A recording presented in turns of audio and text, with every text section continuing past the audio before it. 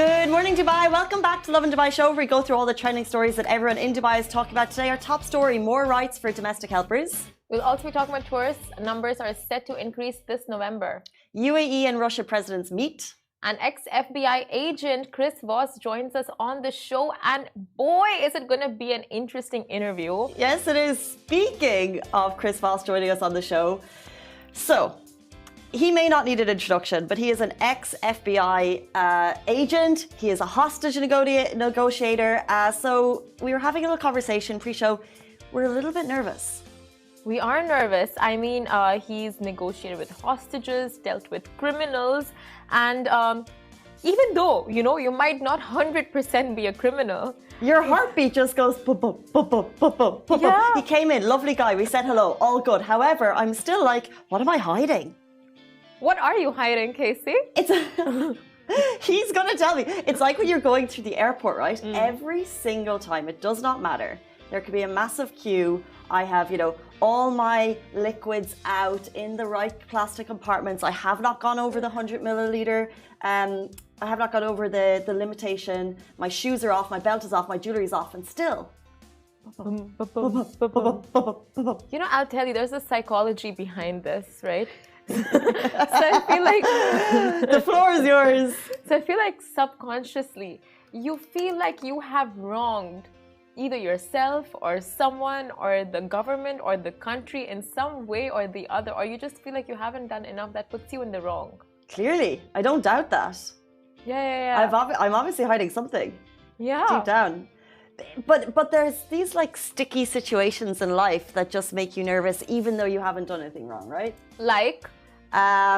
Such as you get a message from your boss and they're like, hey, can I catch up with you? You're like, oh, she knows where it hits. She knows exactly where it hits. Why do you want to talk to me? Doesn't matter if you're colleagues, you hang out, it's all chill. I don't want to talk to you. And the suspense that they built like tomorrow at this time, and that too, it's midday, so you have all day to think about it. If it goes into the calendar. Oh. That's when it starts. That's when it starts. Pack your bags and get ready to leave. Or if your mom messages you and she's like, hey, call me. Yikes. Oh, no. You don't want those kind of messages. People who build that kind of suspense are just, a different kind of species. Other scenarios? A little bit off topic, sitting down at a restaurant and the waiter comes over immediately and wants your order. I'm not ready. Okay, that makes you nervous. Not the jittery kind, Well, a little bit panicky, I'll tell you. Right. Yeah. That's a good one. Never would have really put that into this context. Okay, other situations. Filling out forms. I've written my name probably 10 to 20,000 times. Writing it on a form when they ask for all caps. Struggle. Wow. She knows. Right? And even the signatures? The signatures! The check signatures! The check signatures. Because you can get them so wrong, and then it's a check bounce, and then when you get a message of a check bounce, then you have to do the bank transfer, and then you're dealing with the tenant and the landlord. The check signatures, bish, bash, bosh, that makes me nervous. Okay, what else? Give me other scenarios. Is that I mean, I really have gone through about 5. What makes you nervous? I feel like nothing in life makes me. Input meeting with Simran. Hey, stop it. Stop it. I think Rich wants to have a word with you at what are you 12 doing? o'clock upstairs. Wow. He's not just coming down, he wants a meeting upstairs. Wow. But honestly, there are types of people who really don't, I mean, they might have done something or the other wrong, but they just don't let it affect them. Because if they do, then it's like, you just lose focus on everything else in life. So I feel like I'm the non-warrior, Casey's the warrior, and then we have the yin and yang. We have the yin and yang. I just want to check that we're live on Instagram real quick. Because I potentially went on the wrong one. So, we are. My bad. Okay, let's jump into our top stories. New laws to give domestic workers more rights. Amazing news. The Ministry of Human Resources and Amortisation, they made an announcement yesterday about a new law that aims to regulate employment contracts specifically for domestic helpers. It looks at their rights, the employer's rights, the duty of recruitment agencies, specifically dispute settlements, care and safety, and contracting when it comes into effect on December 15th. So here are some of the key highlights. Recruiting domestic helpers from outside of the UAE will be allowed only if they are clearly informed about the nature of their work and wages, and if they're able to present evidence of their fitness and professional competence for the job. Recruitment offices, whether directly or through third parties, are prohibited. This is key from accepting commission or incurring any expenses from domestic helpers. These are rights that domestic helpers should know. They must also ensure domestic helpers are treated in a humane way, of course, and provided with a booklet with details of their wages. So according to the law, the domestic helper is entitled to a weekly rest day, and the helper's daily rest must not be less than 12 hours per day, subject to a minimum of at least 8 continuous hours rest. The annual leave should not be less than 30 paid days for each year. These are just the key highlights. The new law is quite lengthy. It covers rights, obligations, contracts, disputes, and contracting, and you can find it all on the official account from Ministry of Human Resources and Amortization. They tweeted it out. It's also on their website. And if you are planning to, work with an agency, it's really good to know these laws. It's so important. So many people, these are the backbone of the society, and to make sure that their laws and their welfare is being protected is high priority, and it's amazing to see kind of more laws being introduced to kind of ensure that that's happening. So, this is brilliant because there are all types of employers. We have amazing employers that provide their helpers with so much support and, just benefits. And then we have employers who are very negligent towards their helpers. So these laws are put in place for these kind of employers to make sure they have a set of guidelines, and they have to follow it, because this is just basic human rights, giving them these many amount of leaves, giving them this much rest period, because they can be overworked, extremely overworked. So it's great that the UAE has put this set in stone that, this is the laws that applies to domestic workers and you have to abide by it. Yeah, and they looked specifically at recruitment agencies. So I think, there'll be booklets available for domestic helpers who are being brought into the country. So, they'll have that information, because I think the key here is for the helpers to know their rights. Yeah. But like I said, there is a lengthy draft of that. It's all on the Twitter account if you'd like to check it out, because I think, especially if you do have a helper in your home, it's really good as an employer to know this information. Exactly. And speaking of which, is this a prank? I'm ready.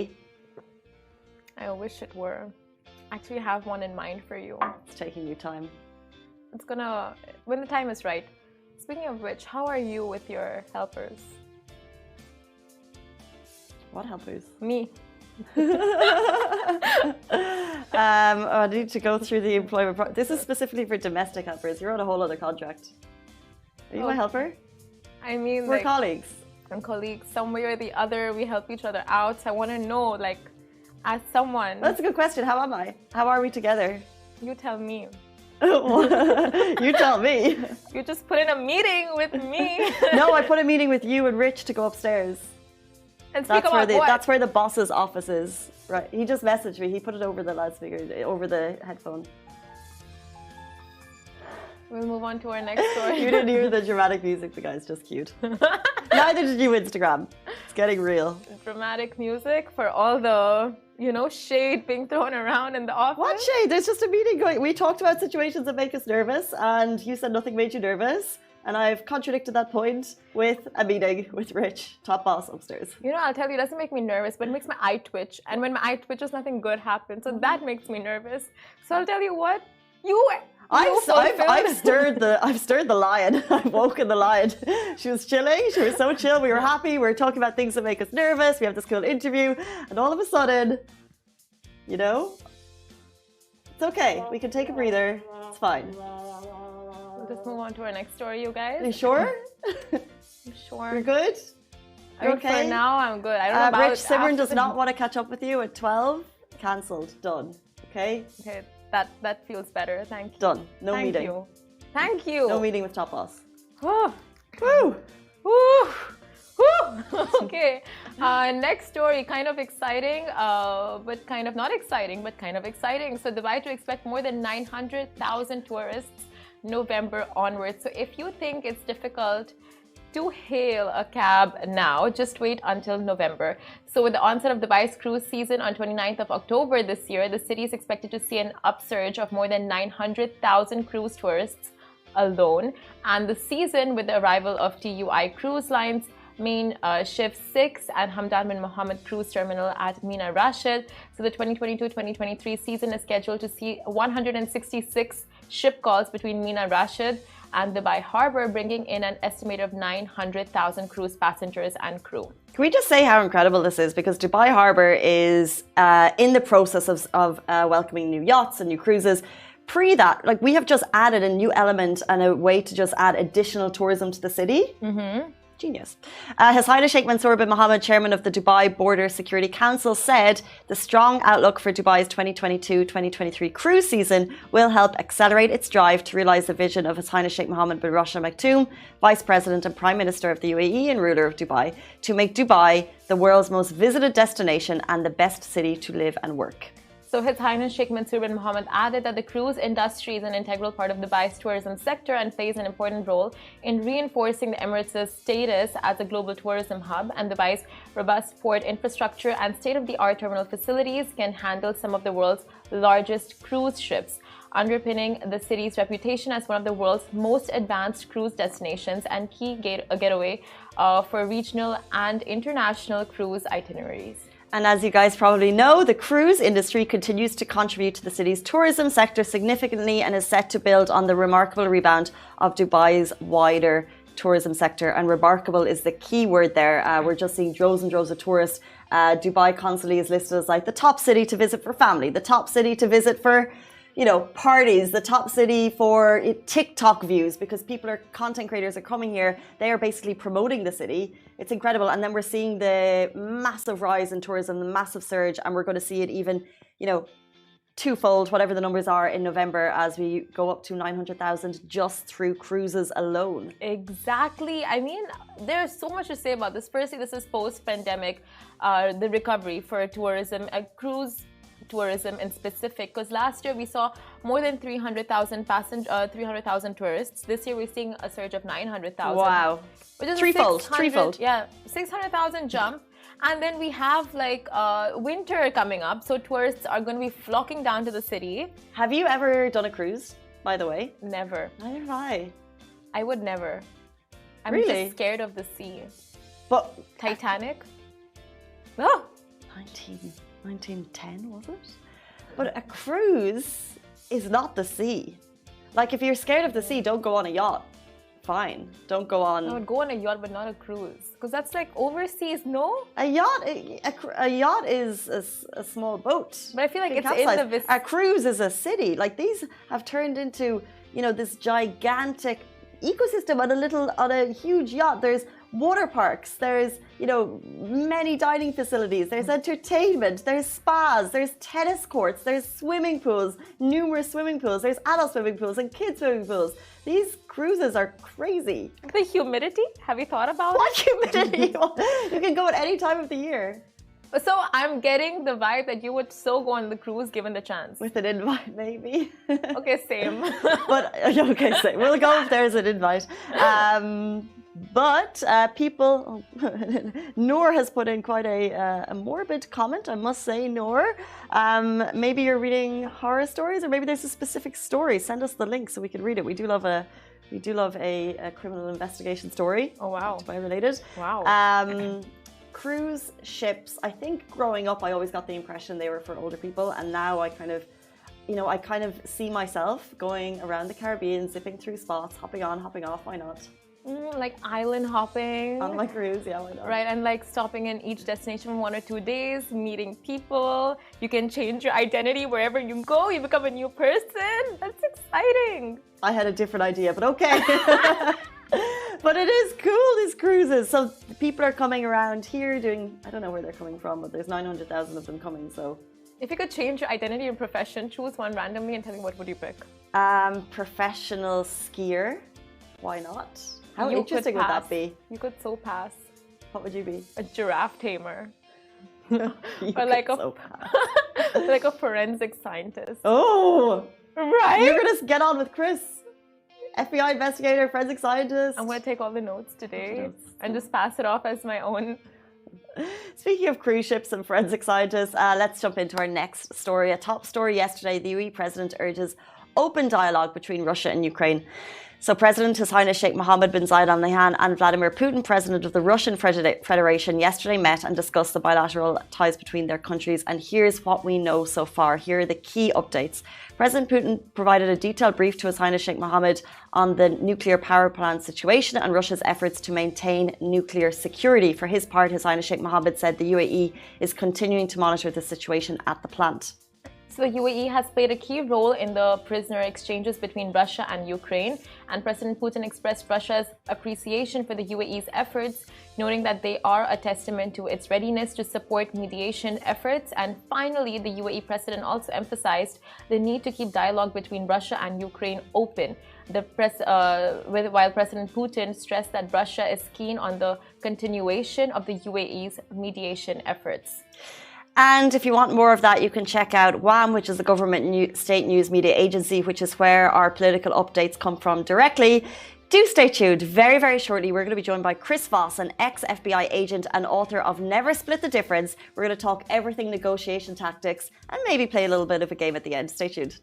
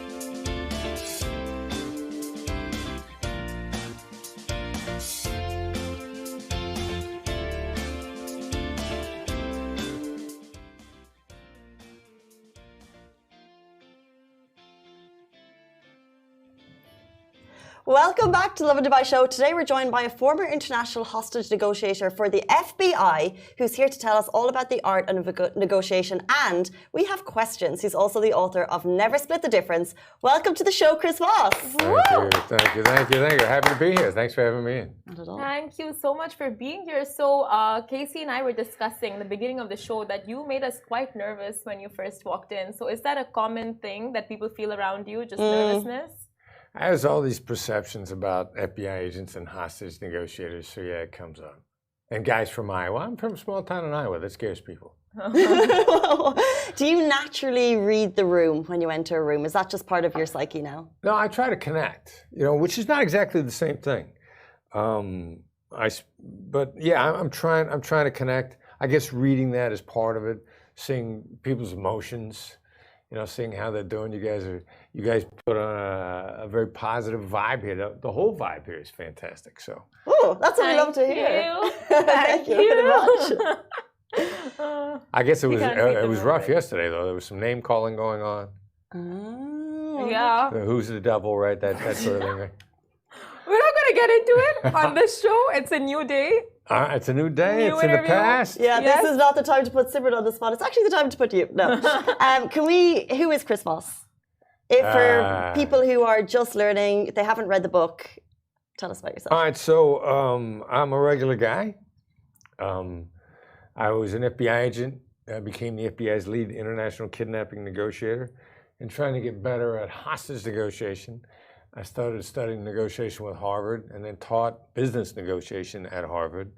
And then as I left the government, business negotiation and helping people have better lives by being better negotiators became a lot of fun. And I taught my students how to negotiate, and even like one of my students got more money out of the dean for a student trip than they needed to. I said, you got to give this money back. You got more out of the dean than you needed. You got to give some of it back.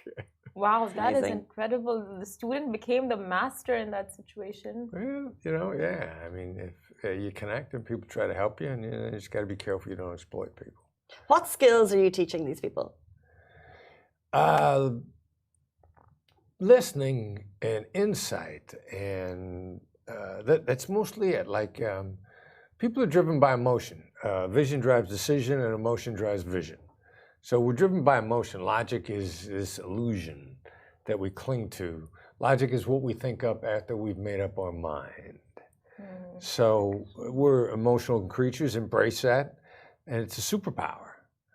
And negativity gets in our way, and positivity moves mankind forward. So that means that emotion, by definition, is not bad. It's negative emotion. Interesting.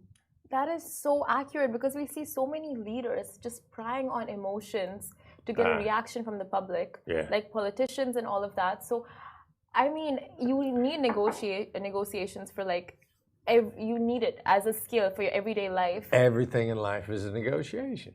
So give us key main factors, or key main factors of negotiating that you could use.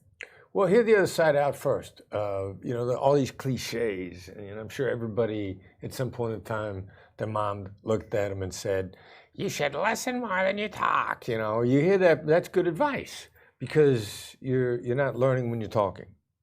You're actually not thinking when you're talking. When you're talking, you construct your thoughts, your brain kind of goes offline, and you start talking. But when you're listening, you're learning, you're gathering information.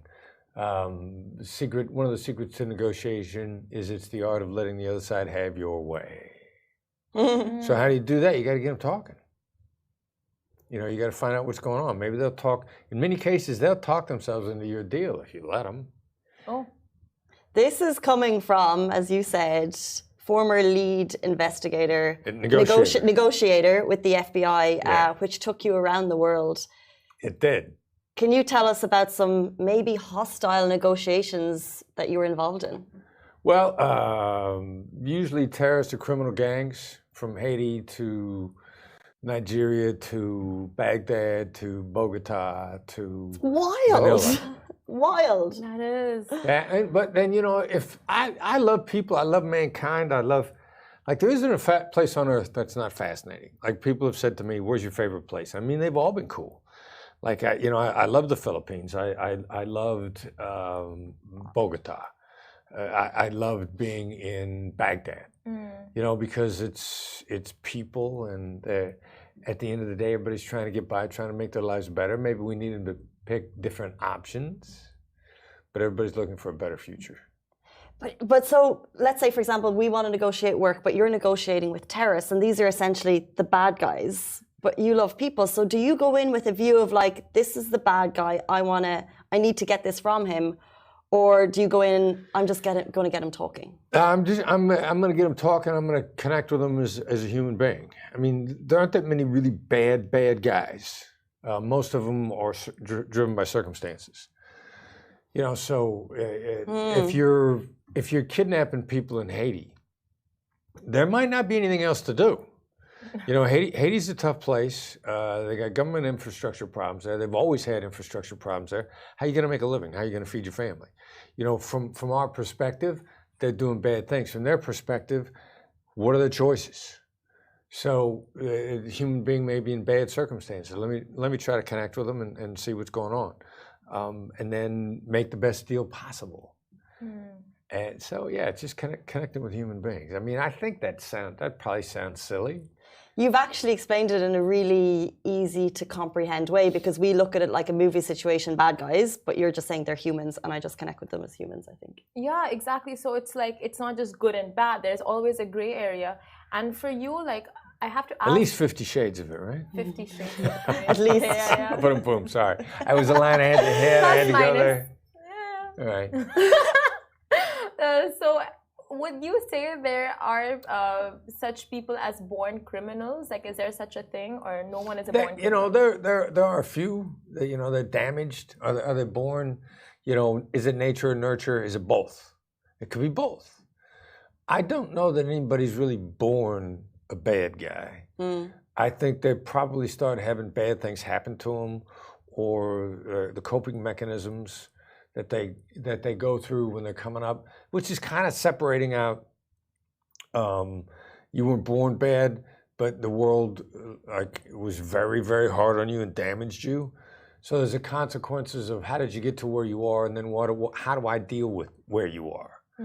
Like if you do bad things, every system probably punishes you, and if they catch you, and that's a necessary part of it. There's some people, maybe they weren't born bad, but nothing is ever going to put them back on track.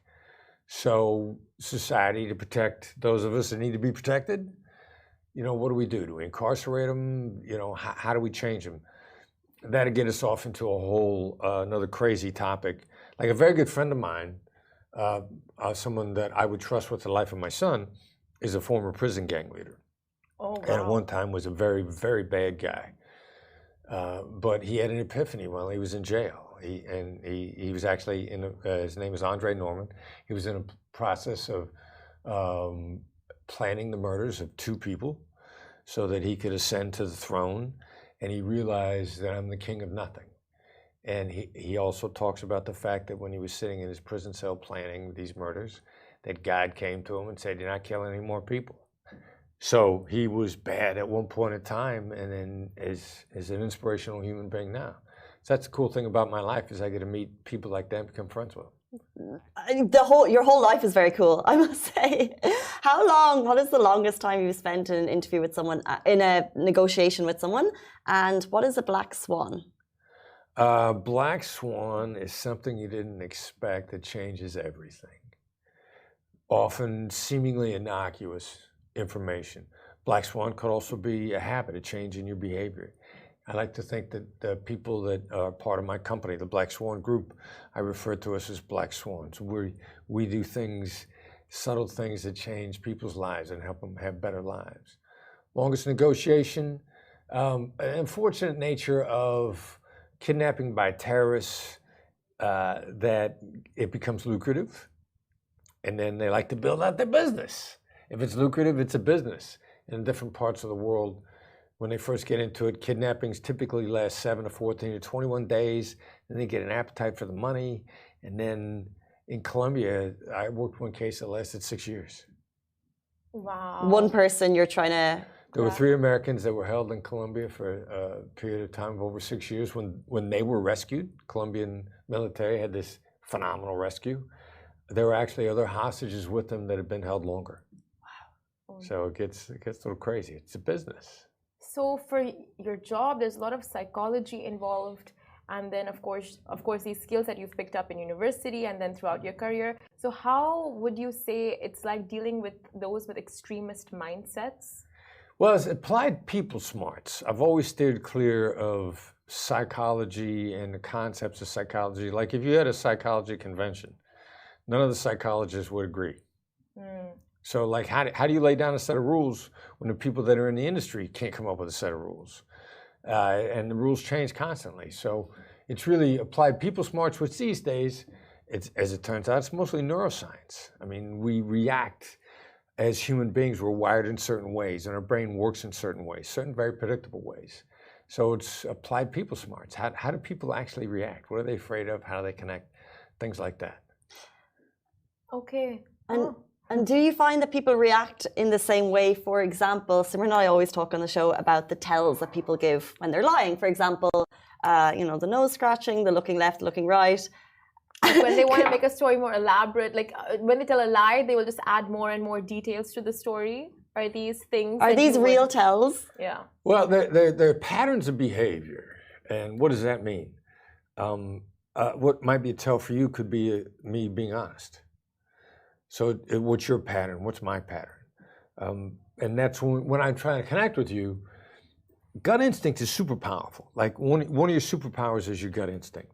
So we talk long enough, I'll get a gut instinct of what you look like when you're telling the truth, when you're being genuine, when you're being honest. If you ever tell the truth. That's the one caveat. Some people never tell the truth.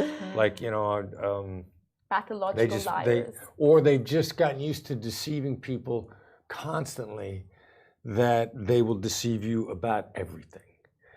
That's just their habit, their pattern. So everything they do is a tell, because all they do is deceive. But it's also situational. So I can't say necessarily that looking down is a lie. Frequently it is. Looking down is often an indicator of thought construction. Like when I'm accessing straight memory, often I'm not sure with me, it's looking up, and I don't know if it's to the left or to the right. There's certain movements when you're accessing just straight memory. But then what do you do with it? So you figure the person out. Understand human nature, then understand the human in front of you. Which then also means that tells are not absolute rules for all people. And even more importantly, and I know I'm going on and on and on and being very confusing, but taking notes. The important information, you have to know that you're concealing it. Where if it's innocuous, you don't know it's important.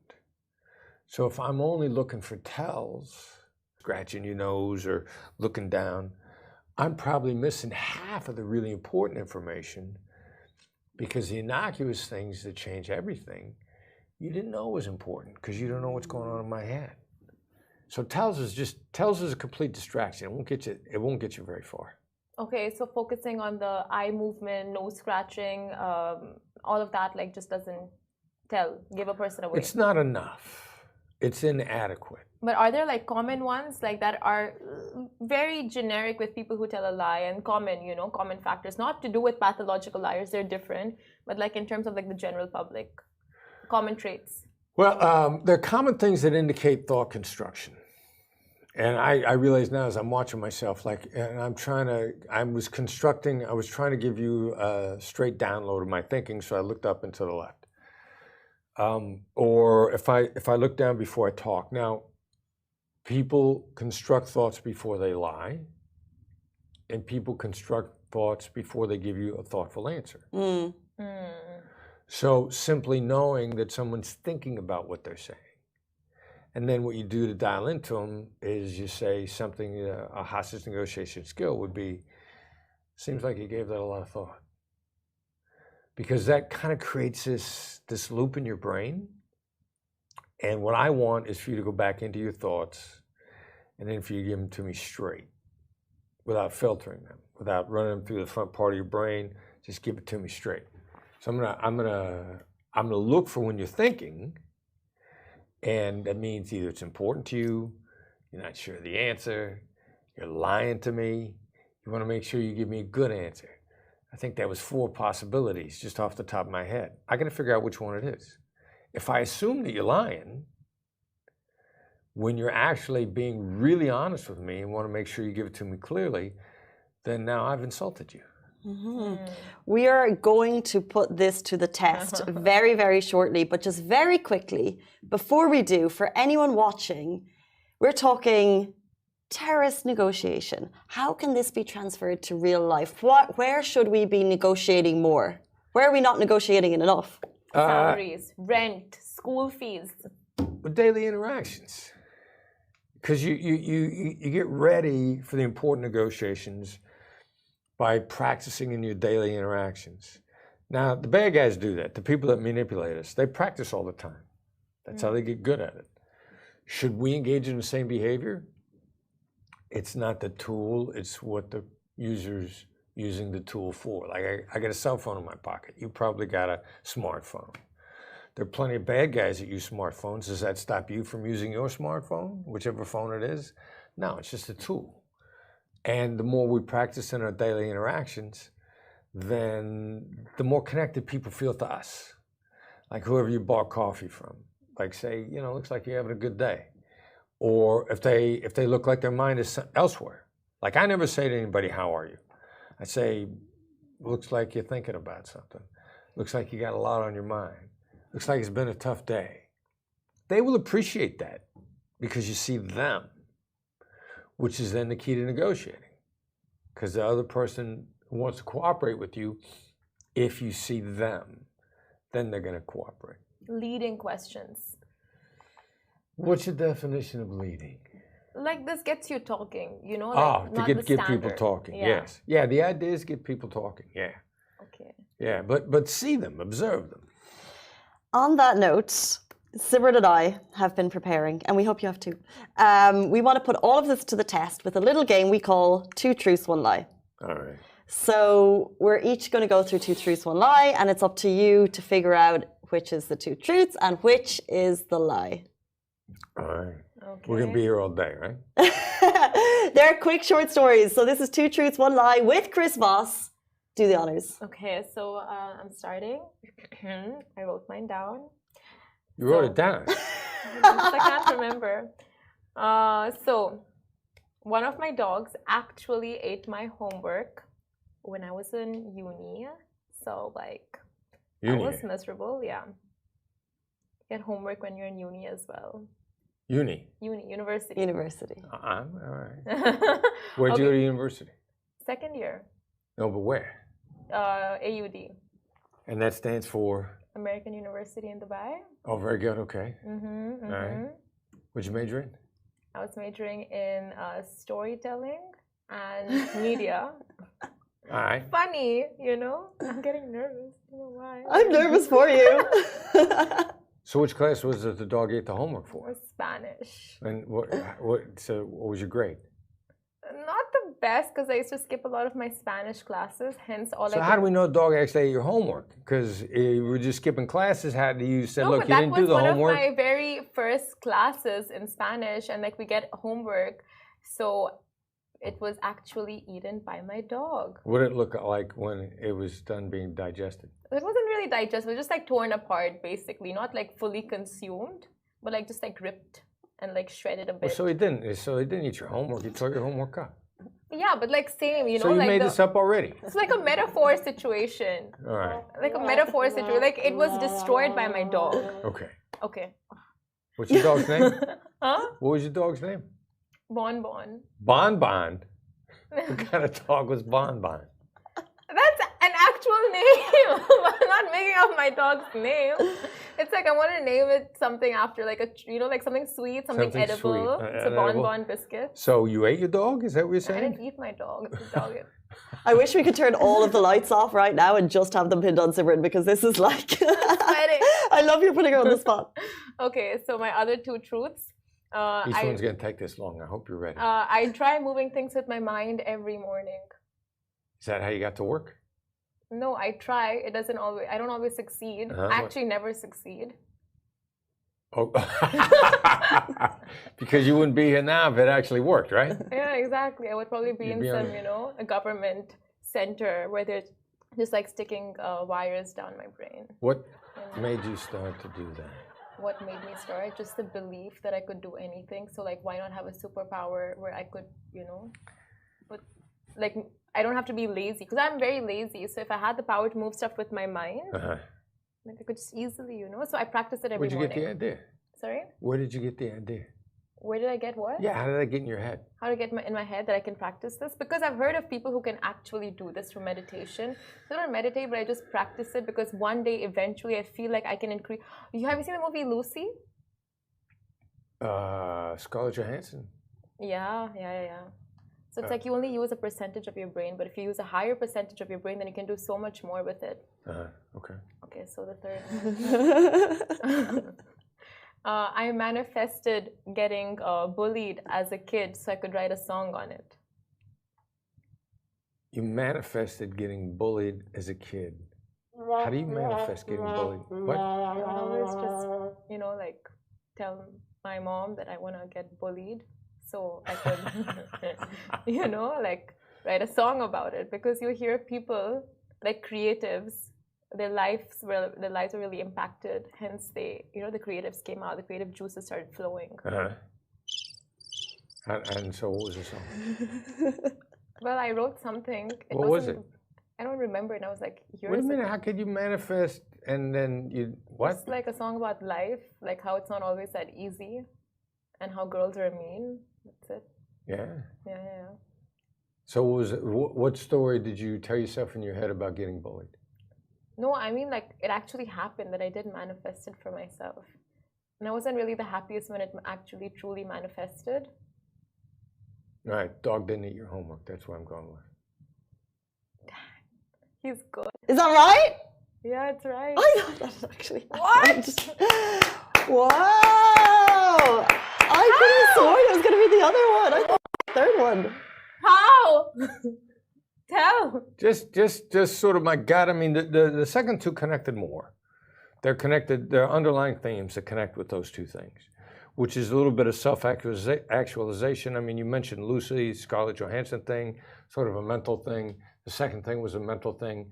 The two were connected. I think, my read is there's a certain spirituality to you. That's and so both true. of those were coming out in the second. That's right. In the second and third. Spiritual. Anyway, that's amazing. You are a pro. I mean, hands down. You've cracked Simran Gupta. What can't you do? Now it's time for this blonde. I got to do this right again. here. You guys are wearing me out. Okay. When I was younger, I took a bath. I was like 3 or 4, and my mum went to take a phone call, and there was lots of different shampoos, and there was a lice shampoo, and I picked it up. Shampoo. And I drank it. Yeah. Okay. And what? Your mom? So this is borderline child abuse. Your mother leaves you in the bathtub. Not mine. And it was like scalding hot water. Like she had you practice holding your breath underwater. I'm so nervous. It was actually more of it was a tub. I wouldn't say it was a bath. I wasn't in a bath at that age.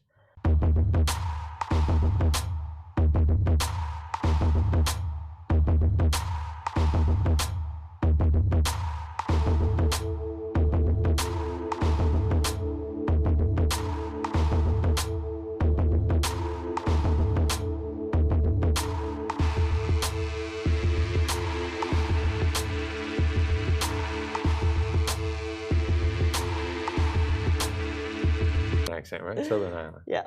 You two fan? Yes. All right. Yeah. Who is it? Exactly. The music. Well, the guys too, right? They divide opinion. I love the music. Yeah. Okay. All right. Well, we don't have to go down that path because it's about you drinking lice shampoo, where your mom abandoned you for days in the kitchen. No, she just took a call. I don't even remember. She took a phone call. She took a phone call. Mm-hmm. And you drank the last shampoo. Yes. And then every time you talk, bubbles came out of your mouth? I had to get my stomach pumped. You did? How old were you? 3, 4. And that's the reason why you remember it? You have a clear memory of this? I have a memory of it, a picture memory. Okay. Of 2 things that I remember happening. Yeah. And which 2 things do you remember? Well, the tub thing itself, and I remember the hospital with a tube down my throat. Really? Right. Okay. And so she took you to the hospital. You got your stomach pumped. Yeah. Yeah. And that's it. That's all you remember. There was an ambulance actually that came. There was a light. Uh huh. Yeah. And you expect me to believe that? Yes. All right, next story. I've been working with Lovin Dubai since the very beginning, and we're 7 years old. We have a big Instagram account. So I was out with friends one night, and I was having some personal drama. So I wanted to delete my own Instagram account, and by accident, I deleted Lovin Dubai's one.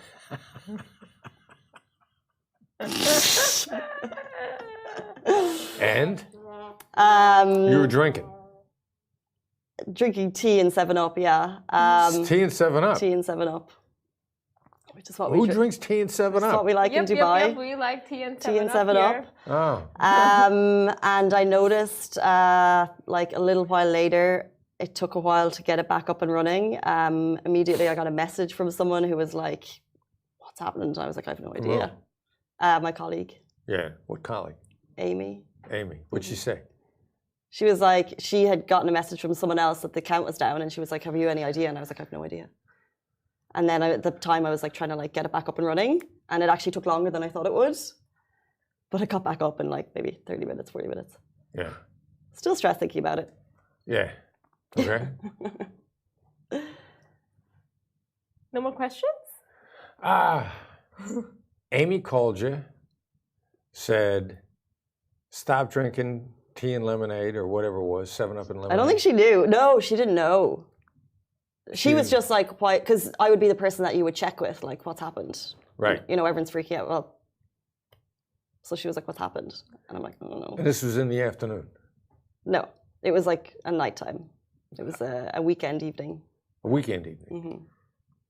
So you're out partying, drinking. I was at a house. What? I was at a friend's gathering in a house. A house? Mm-hmm. I thought you said you went out in a restaurant. No, I was at a house party. Okay. So you and whose friend? Which friend? Which friend's house was it? Yeah.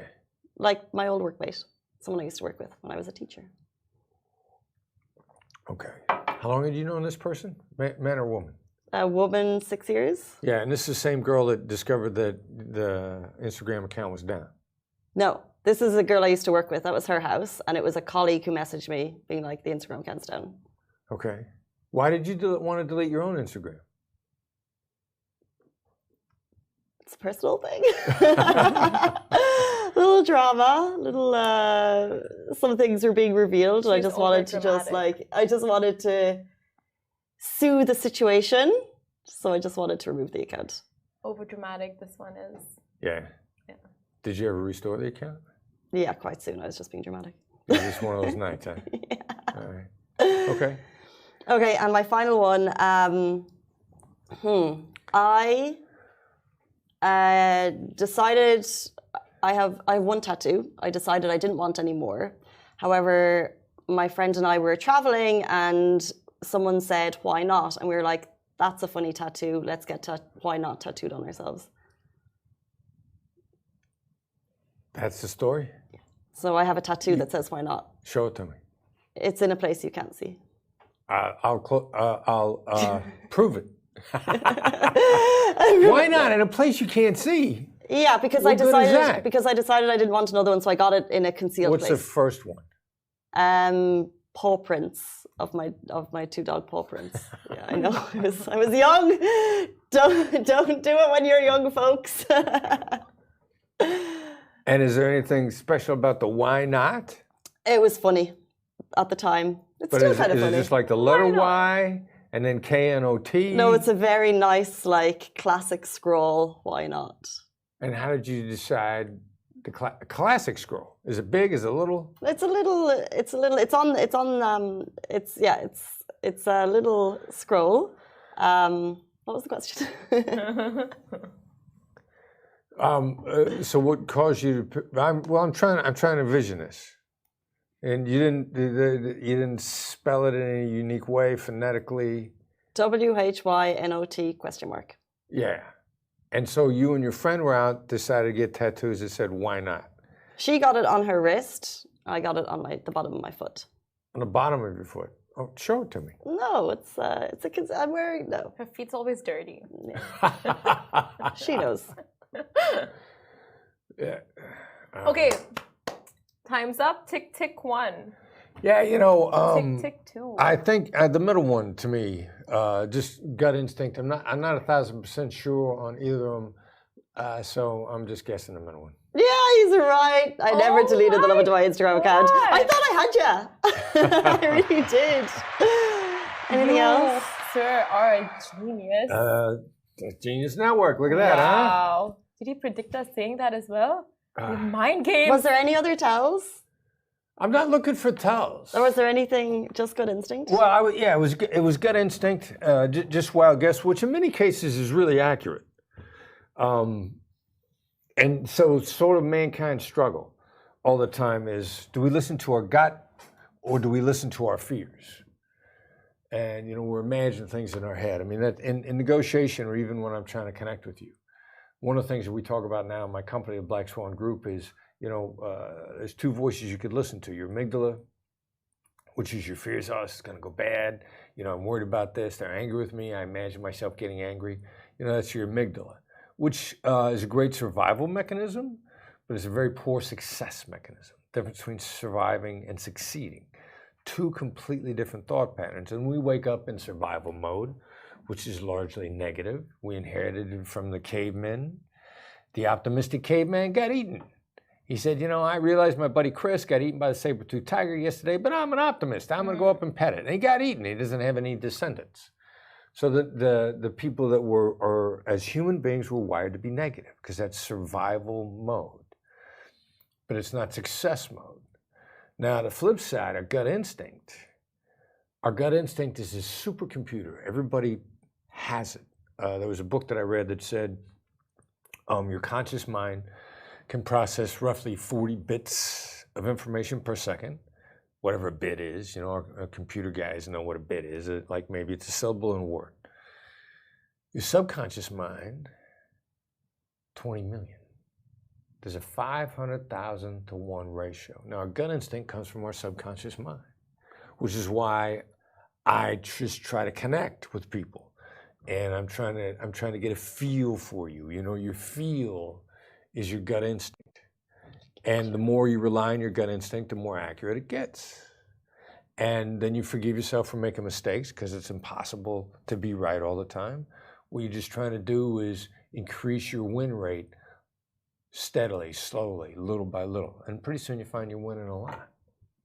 That is incredible. We're going to store your number on our phones anytime we need help with catching a lying partner, negotiating with our landlords, all of that. So thank you so much for sharing tips and being on the show with us today. You guys are fun. Thanks for having me. We really appreciate your time, guys. That is Chris Voss, the author of Never Split the Difference. Thank you so much. We appreciate it so much. And we're back with you every single weekday morning, same time, same place. We'll see you tomorrow. Bye-bye.